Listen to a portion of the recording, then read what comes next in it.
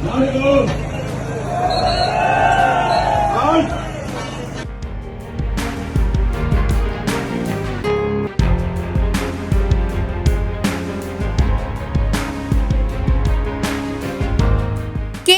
వాయనాడు జిల్లాలో కొండ చర్యలు విరిగి బీభత్సం సృష్టించి వారం రోజులు గడుస్తున్నా ఆ ప్రకృతి విలయం చేసిన గాయాలు ఇంకా మానలేదు.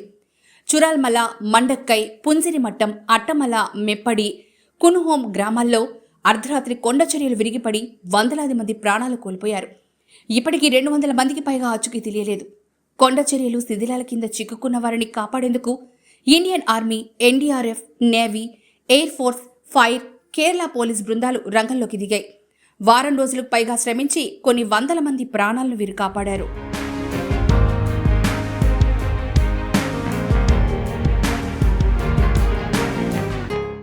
అయితే ఈ సహాయక చర్యలో ఇండియన్ ఆర్మీ కృషి వెలకట్టలేనిది.